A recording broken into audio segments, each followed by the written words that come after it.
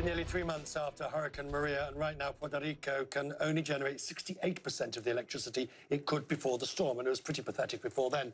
The governor had promised 95% of the lights back on before Christmas.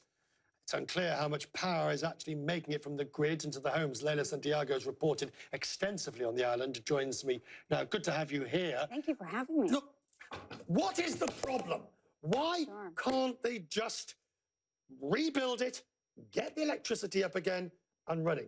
What's the problem? You're echoing the sentiment of a lot of Puerto Ricans right now. There's a lot of frustration because of that. What is the problem? But this is a system that was vulnerable before Maria even was formed in the ocean. And now you're taking an already vulnerable, weak infrastructure, adding to a disaster. Yeah. All right? Go. Okay, but this is an opportunity to rebuild it and rebuild it fast, so it's good.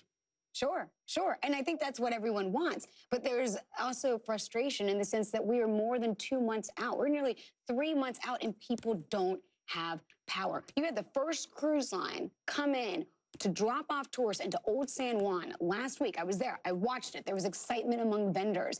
And hotels didn't have power. Businesses couldn't use credit card machines.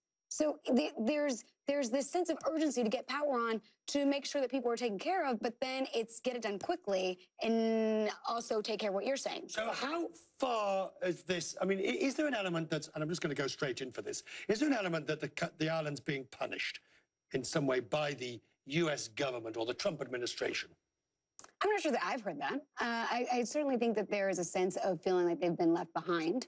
Feeling that, when the general left, when the army left, although they did leave many resources there and FEMA is still there, you don't see the helicopters the way you used to. You don't see the emergency response the way you used to. So there is a sense of we have been left behind. Left behind, but there's no way Miami would be 3 months without power. There's no way voting Los Angeles would be 3 months without power, or New York City. But that's a big difference, isn't it? You can't vote on the island. U.S. citizens, but you can vote if you're in Florida, if you're in New York, which is the exodus we're seeing. More than 200,000 people have left the island and could very well have that impact in New York, in Florida, where many of them are going. But on the island of Puerto Rico, nearly 3.5 million U.S. citizens, you can't vote on the island for president. You can vote in the primaries, but you can't vote for president. Confession time, I haven't yet given my donation to your GoFundMe. I'm aware.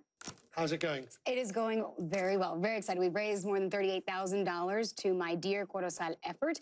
It is an effort for my hometown that I love and adore, and I will be going in there. Hopefully, the goal is in early January to make a delivery, and hopefully with a donation from the Richard Quest. I seem to have left my wallet in the my desk, but... I've heard this before. I promise. I know. Thank you. Thank you. It's one thing to promise to her while she's on the other end of a satellite in Puerto Rico or Mexico City, but she's sitting right here. I'm here. And you've said it on TV. You heard him, right? Everybody heard him. He's... Profitable moment after the break. Ooh, and a ring. Don't touch the bell.